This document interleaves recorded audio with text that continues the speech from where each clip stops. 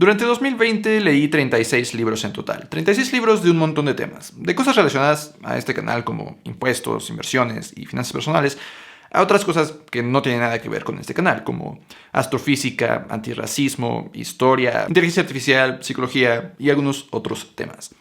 En este video quiero hablar de los 5 libros que terminaron siendo mis favoritos. Aquellos libros que leí durante este año que o tuvieron un impacto significativo en mi vida o quisiera que después tuvieran un impacto significativo en mi vida, pero 2020 se puso un poco en el camino.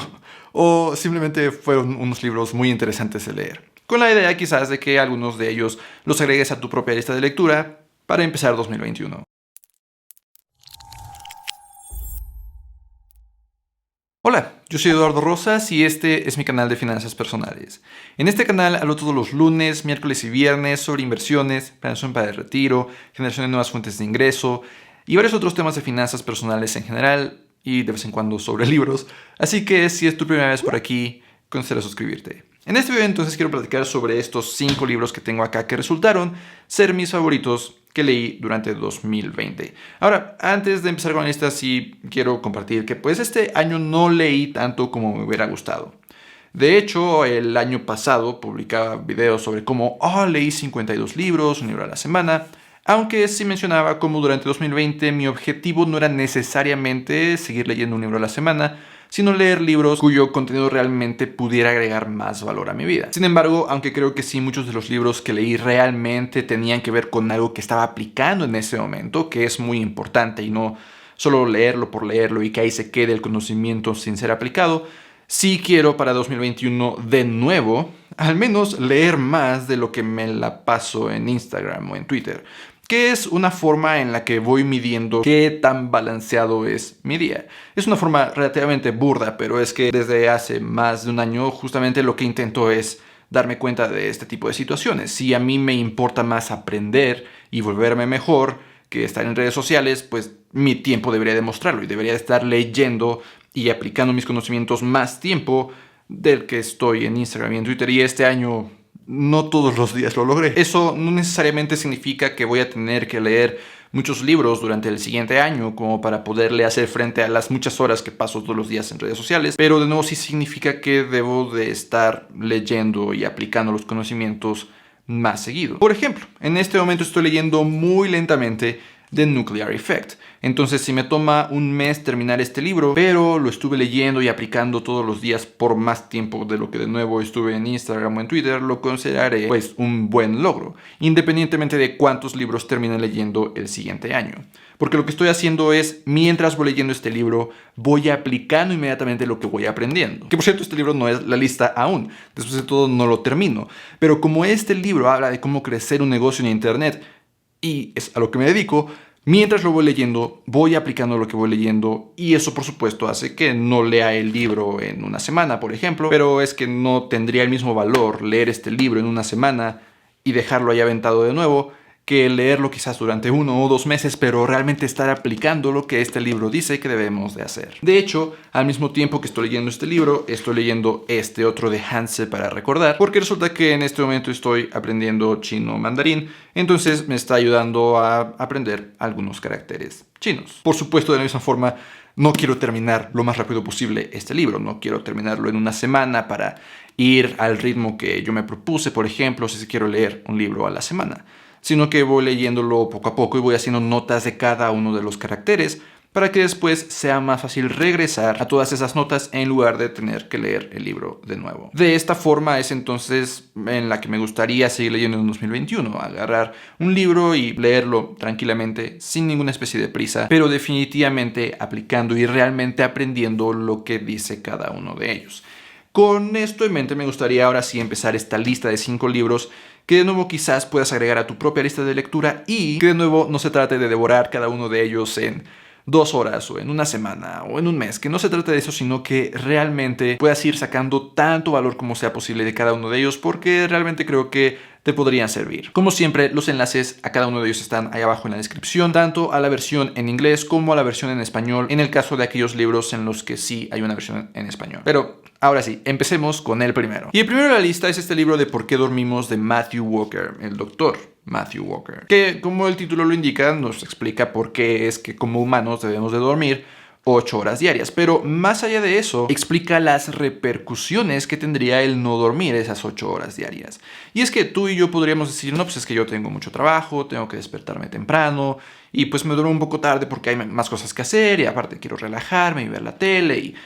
Si duermo 6 horas quizás no tenga tanto impacto, o que el impacto negativo no sea tan extremo, pero ojo, vaya que sí lo es. Sobre todo, por supuesto, si esto se acentúa a largo plazo. A corto plazo quizás no nos sintamos mal, pero como lo explica el doctor en su libro, realmente tiene un impacto notorio. Si nosotros comparáramos un humano que duerme bien sus 8 horas diarias todos los días, con uno que duerme 6 horas, podríamos empezar a ver diferencias realmente notorias en su productividad, en su atención, en su creatividad. Y todo eso, por supuesto, tiene un impacto en que también hacemos nuestro trabajo y a final de cuentas, por cierto, también en nuestras finanzas. Si no hacemos bien nuestro trabajo, no somos tan creativos, no estamos al 100% de nuestra capacidad, pues no podemos aumentar nuestros ingresos tan fácilmente, por ejemplo. Y esto solamente a corto plazo. A largo plazo, todas estas horas de sueño perdidas podrían resultar en Alzheimer o en algunas otras enfermedades muy graves. Este libro entonces, como podrán darse cuenta por tantas marcas que le puse,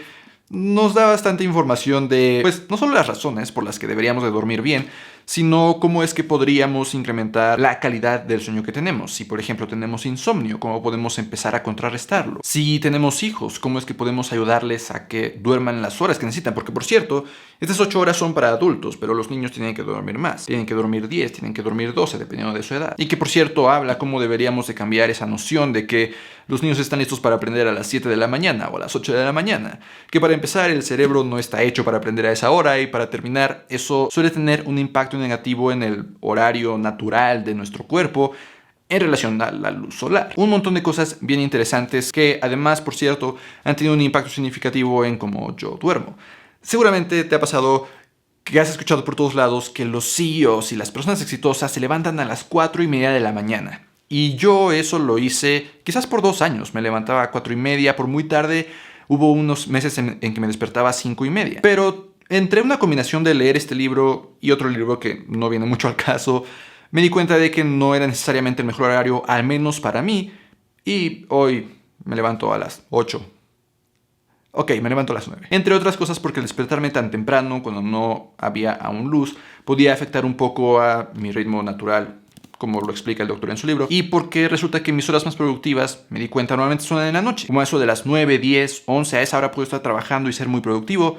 Cuando despertaba a las 4:30 no podía estar despierto a esas horas. Entonces, bueno, un libro muy interesante y muy útil de leer para todos quienes están interesados en mejorar su salud, ser más productivos, más creativos, vivir mejor y por más tiempo. Este libro puede ser bastante útil. El segundo libro de la lista es este de Neil Pasricha, La ecuación de la felicidad, The Happiness Equation, que efectivamente habla de un montón de formas en las que podemos ser más felices como personas y que de hecho tiene algunas cosillas que de hecho ahorita me gustaría leerte que podríamos aplicar o muy directamente o de forma un poco indirecta a nuestras finanzas, a cómo ganar más dinero, incluso cómo invertir. Pero antes de leer esas partes más relacionadas a las finanzas, sí me gustaría compartirte solo un par de cosas para que te des cuenta de todo el valor que puedes encontrar en este libro, que podrías empezar a hacer a partir de hoy para ser más feliz. Y de nuevo te voy a leer solamente como los títulos de 2 páginas. Imagínate lo que te podrías encontrar en todo el libro. Y es que, por ejemplo, dice que con solamente 3 veces a la semana que salgas a caminar por 30 minutos, tu felicidad puede incrementar impresionantemente. Que de hecho, ese tratamiento de 3 caminatas de 30 minutos a la semana ha demostrado ser más efectivo en el tratamiento de depresión clínica que otras formas de ejercicio y medicamentos combinados. Si puede eso contra la depresión clínica, para unos días en los que no nos sintamos muy bien o que simplemente queremos ser más felices, imagínense lo que puede hacer por nosotros. Otra cosa que podemos hacer para ser más felices es realizar actos aleatorios de bondad. Comprarle un café a un desconocido que te encontraste, ayudarle a tus vecinos con X cosa que necesiten o mandar una carta de agradecimiento por algo que te ayudaron a una persona o algo por el estilo. Cosas que pueden ser muy pequeñas, pero 5 cosas aleatorias de bondad que realices durante el día podrían incrementar increíblemente tu felicidad porque te sientes mejor. Y no sentirte mejor por ayudar a los demás o por ese acto en específico, sino porque te hace sentirte mejor contigo como persona. Y como último, otra pequeña probadita de lo que podrías esperar en el libro. Dice que otra cosa que podemos hacer es desconectarnos completamente de nuestro teléfono, de la tecnología después de trabajar. Llegar a nuestra casa y desconectarnos completamente, estar presentes con nuestra familia o con nosotros mismos, y cómo ese poder de realmente estar presentes y no de pronto distraernos puede tener un impacto también, de nuevo, significativo en nuestra felicidad. Y de hecho, de esto en particular habla muchísimo más a detalle en todo un capítulo. De nuevo, este libro está lleno de no solo de ideas, de formas de mejorar la felicidad, sino también de un poco la explicación de por qué a veces es un poco difícil sentirnos felices. Y solo como para mencionarlo, habla cómo tiene que ver con cómo está hecho nuestro cerebro. Hace milenios, cuando nuestro cerebro evolucionó, si una persona eventualmente llegaba a sentirse relativamente cómoda y feliz, estaba en peligro porque podía dejar de buscar comida, podía dejar de buscar protegerse de la intemperie o de otros animales y probablemente hubiera muerto. En esta época ya no nos pasa eso, pero nuestro cerebro pues sigue siendo el mismo que hace milenios. Entonces por eso podría ser un poco difícil el sentirnos tranquilos, el sentirnos felices. Pero sabiendo esto, nuestro cerebro racional podría empezar a contrarrestar ciertas cosas que el cerebro primitivo, llamémosle, pues ya hace por defecto. Pero también hablando un poco más de ese par de cosas que podríamos aprender sobre finanzas e inversiones en este libro, curiosamente, habla de cómo, para empezar, la riqueza no consiste en tener muchas posesiones, sino en tener pocos deseos. Esto puede aplicar en diferentes escenarios y a diferentes medidas, pero por ejemplo dice aquí, un proverbio persa famoso dice que lloré porque no tenía zapatos hasta que conocí a un hombre que no tenía pies. Entre otras de las cosas que podríamos aprender sobre dinero, finanzas, inversiones, y en el sentido de que justamente habla el libro un poco sobre cómo funciona nuestro cerebro, da un ejemplo de una persona que quiere invertir, pero su banco no tiene una forma de hacer inversiones de forma automática, entonces esa persona los tiene que hacer de forma manual todos los meses, pero cada mes, cuando hace la transferencia, se da cuenta de que las acciones han subido, no están tan baratas como esperaba, entonces quiere esperarse a invertir, a que bajen un poco para empezar a invertir. Y por ejemplo, están a 52, va a esperar a que bajen a 50 para empezar a invertir. Y sube a 53, a 54, quizás baja a 52, pero no, aún no está suficientemente barato, se va a seguir esperando. Y llega el siguiente mes y ya tiene que hacer su siguiente inversión, pero ni siquiera ha hecho la del mes pasado. Y ya se le juntó un montón y ni siquiera está invirtiendo y no está aprovechando el crecimiento. Entre otras cosas, aparte de, por supuesto, entender por qué el cerebro nos hace pensar de esa forma. Sabes, si has visto otros videos en este canal, que nunca hay que esperarse, nunca hay que esperar a que baje o hay que esperar a que suba. Simplemente hay que hacer las inversiones de forma constante, de forma pasiva, todos los meses. Y nos evitamos este tipo de problemas. Este libro entonces me encantó también, como se pueden dar cuenta, lo dejé marcado de un montón de cosas. De hecho es un libro que quiero releer ahorita en 2021, 2020 de pronto se puso un poco en el camino de intentar hacer varias de las cosas que están aquí, pero un libro del que podríamos sacar mucho valor sin duda. También muy recomendado. El tercer libro de la lista es este de Atomic Habits de James Clear, que es un libro muy enfocado a productividad. Habla, por supuesto, en este caso de la forma en que podemos crear buenos hábitos y destruir malos hábitos que probablemente en este momento tengamos. Y lo habla de cierta forma que también podemos entender la razón detrás de la cual nuestro cerebro intenta interponerse y no dejarnos crear buenos hábitos y no dejarnos destruir malos hábitos, y también nos da las herramientas para que racionalmente empecemos a batallar contra esa parte más primitiva del cerebro. Por ejemplo, empieza hablando de una pequeña modificación a un diagrama que explica Charles Duhigg en su libro The Power of Habit, El poder del hábito. En ese libro, Charles Duhigg, el autor, explica cómo un hábito se conforma de tres partes. El gatillo, digamos, lo que desencadena todo el ciclo de un hábito, la acción, lo que realizamos, el hábito en sí, y la recompensa. Es un ciclo vicioso en el que la recompensa hace que nuestro cerebro identifique ese gatillo, eso que desencadena todo, y que sigamos una y otra vez desempeñando la acción. En su libro, James Clear explica más o menos lo mismo, pero con un paso adicional. Antes de la respuesta, antes de la acción. Habla todavía del gatillo, pero después del gatillo y antes de la acción pone el deseo, la necesidad de realizar esa acción. Y por supuesto aún la respuesta o esa acción y la recompensa. Y con eso en mente, entonces, James Clear empieza a explicar algunas formas en las que podemos generar nuevos hábitos y quitar hábitos malos que ya tengamos. Por ejemplo, para crear un nuevo buen hábito, podríamos empezar con 4 cosas o sus 4 reglas. La primera es hacerlo obvio, la segunda es hacerlo atractivo, la tercera es hacerlo fácil y la cuarta es hacerlo satisfactorio. Y por supuesto va y detalla cómo podríamos hacer cada una de estas cosas para crear un nuevo buen hábito. Y también dice cómo podríamos hacer, por supuesto, lo contrario para destruir malos hábitos. Podemos hacerlos invisibles, podemos hacerlos no atractivos, podríamos hacerlos difíciles y podríamos hacerlos no satisfactorios. Y de nuevo, va y explica las cosas que podríamos hacer para que esto sea cierto en estos hábitos que queremos romper. Además de que habla, por ejemplo, de cómo el encadenar varios hábitos puede ser muy efectivo. ¿Y por qué el tener una rutina mañanera podría ser también tan productivo? Porque empezamos con una rutina que ya normalmente tenemos. Nos levantamos, quizás hacemos un café, luego nos hacemos el desayuno, nos bañamos, lavamos los dientes, nos cambiamos, nos vamos al trabajo. Ya tenemos una rutina establecida, ya tenemos varios hábitos ya encadenados.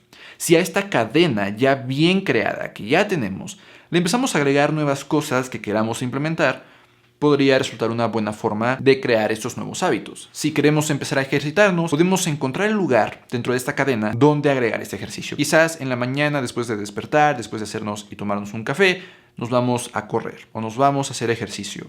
Y ya después regresamos a lo que restaba de esa cadena.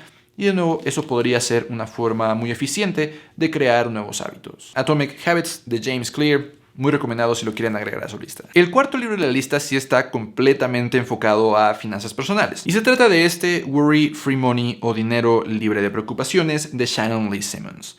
Y sobre todo la primera mitad, la segunda mitad la verdad es más como repetir lo que ya había explicado la autora al principio, pero realmente que explica la forma en que funcionan las cosas, nuestras finanzas. Explica cómo es que a veces nosotros podríamos sentirnos pobres porque nos damos cuenta de que no nos alcanza para cosas que queremos comprar. Pero cómo eso mismo, ese sentimiento de pobreza nos hace después comprarnos más cosas y seguir en un ciclo vicioso.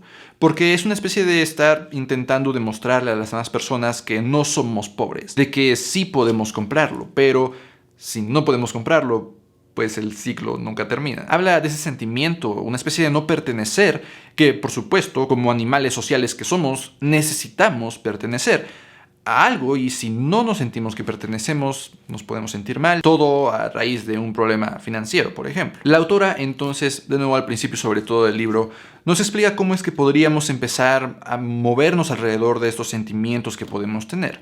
Si nos sentimos pobres porque no nos alcanza para algo, podemos empezar a evaluar por qué es que queremos esa cosa para empezar. Es que mi primo se compró un Mercedes y yo solo tengo un Volkswagen. ¿Por qué mi primo podría comprarse un Mercedes y yo no? Debería de yo poder comprarlo. Y si volteo a ver mis finanzas y me doy cuenta de que en realidad no, creo que algo está mal con mis finanzas. Creo que soy yo que no sabe administrar mi dinero.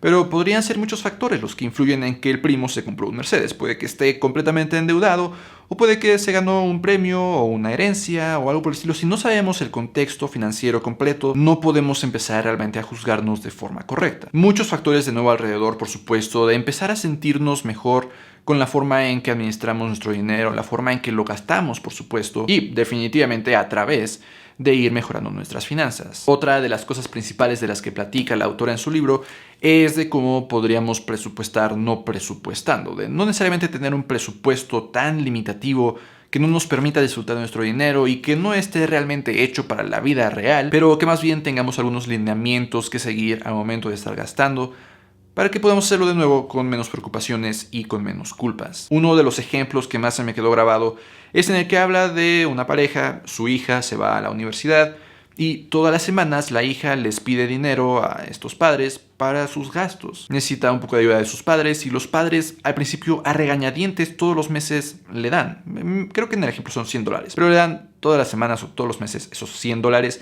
y al siguiente mes regresa la hija otra vez, ya casi que no les quiere pedir porque siempre se enojan con ella, a pedirle $100. Pero tras hablar con la autora, dicen, bueno, es que la regañan porque creen que se gasta esos $100 en cosas no necesarias, pero está en la universidad, por supuesto que va a salir con sus amigas, va a salir por un café, no necesariamente todos se tienen que ir a libros y a útiles o cosas por el estilo. ¿Por qué no? Mejor cambian, en lugar de estarle preguntando todas las semanas para qué quiere el dinero, simplemente se los dan y ella ya sabrá qué hacer. Aparte, la hija ya tenía su propio trabajo de medio tiempo, entonces sin tener que cambiar nada más que la forma en que los padres veían a ese dinero que le estaban dando a su hija, muchas cosas se solucionaron. La hija seguía recibiendo el mismo dinero, seguía teniendo el mismo trabajo, estudiando en el mismo lugar, pero solamente por los padres aceptar que simplemente ese dinero la hija lo podía ocupar como sea, y si se lo acababa ya ni modo, ya no le iban a dar más, pero ya con eso la relación con el dinero era distinto. Ya no era de que no hay suficiente, de por qué siempre nos pides y está regañando por pedir dinero, y en cambio ahora era más tranquila, con menos preocupaciones, con menos culpas. Simplemente aquí está el dinero, úsalo como lo necesites. Entonces, un buen libro para aquellos de ustedes que de pronto se sientan muy culpables o con muchas presiones o con muchas preocupaciones sobre sus finanzas. Por supuesto, no solo para mejorar sus finanzas, sino también para cambiar un poco la forma, la perspectiva en la que de pronto empezamos a ver al dinero. Finalmente, el quinto libro de la lista es The End of Everything, o El fin de todo, astrofísicamente hablando, de Katie Mack. Y este libro no es precisamente uno en el que le haya marcado tantas cosas, como que tantas cosas haya necesariamente marcado para recordar después, sino que es un libro súper interesante de leer para todos aquellos que quizás estén un poco interesados con la astrofísica, no necesariamente como algo que quieran hacer todo el tiempo, quizás nada más algo como que es interesante de leer. Este libro definitivamente muy recomendado, porque no solamente explica las 5 teorías en las que se espera que el universo podría terminar, una de las cuales explica cómo podría terminar en cualquier segundo, sino que además se adentra un poco más a explicar el cómo es que realmente lo sabemos. No solo explicarte la teoría en sí, sino lo que hay detrás, cómo es que los humanos podemos entender esas cosas. Entonces habla de cosas muy interesantes que quizás de pronto escuchamos que los científicos saben y no entendemos completamente, al menos de entrada, cómo es que podríamos saberlo. Por ejemplo, inicialmente, si nosotros llegáramos a leer que esta estrella está hecha de helio y de hidrógeno, nosotros podríamos pensar que cómo demonios vamos a saber que de eso está hecha si nunca hemos sido ni siquiera nuestra propia estrella. ¿Cómo podríamos saberlo de todas las demás estrellas que podemos alcanzar a ver? Pero por supuesto que hay una forma, y Katie Mack lo explica entre muchísimas otras cosas. Explica, por ejemplo, cómo es que podemos saber a través de detectar la luz de supernovas, calcular la distancia a la que están unas galaxias, o la distancia a la que se está moviendo una galaxia de otra. Y por supuesto varias otras cosas muchísimo más interesantes de nuevo, además de esas 5 teorías que en este momento existen para explicar el destino del universo. Cómo es que podría terminar. Un libro entonces sumamente interesante para intentar entender lo que explica Katie Mack, porque no es como que lo vayas a entender así de la nada, pero es interesante el hacer ese ejercicio mental de comprender lo que te está explicando y entender que sí tiene sentido. Claro, no es que te vayas a tener que poner a hacer más investigaciones y entender astrofísica. Por supuesto, no necesitas conocimientos de física anterior al leer este libro. No se trata de aprender física en sí, sino de aprender este tipo de teorías y entender un poco la explicación detrás de ellas. No necesariamente llegar a tener los conocimientos necesarios para seguir desarrollando esas teorías o saber las fórmulas de esas teorías. Para nada, solamente entenderlas como, pues, por conocimiento general. Definitivamente un libro súper interesante de leer. Pero, bueno, ahí lo tienes, esta pequeña lista de 5 libros que fueron mis favoritos durante 2020, que quizás te interese leer durante 2021. Yo, por ahora, definitivamente voy a releer el libro The Happiness Equation de Neil Pasricha, y como lo mencionaba al inicio del video, intentar que los libros que siga leyendo durante 2021 sean justamente libros que puedan impactar más o cuyo contenido pueda aplicar más inmediatamente, más que simplemente leer por leer. Entonces, de nuevo, como lo hice en 2020, mi meta en 2021 no es un número de libros leídos en particular, sino más bien el saber que estoy leyendo y aplicando lo que leo por al menos más tiempo del que me la paso en Instagram o en Twitter. Como explicaba también, por ejemplo, en este momento, ir leyendo poco a poco estos libros, pero ir aplicando inmediatamente lo que voy leyendo para exprimir tanto valor como sea posible de cada uno de ellos. Espero que de este libro hayas sacado algo de utilidad, algún libro que quizás eventualmente te cambie increíblemente la vida. Y de una vez, aunque aún espero publicar otro video antes del fin de año, quiero desearte un 2021 lleno de éxitos. Nos vemos en la próxima.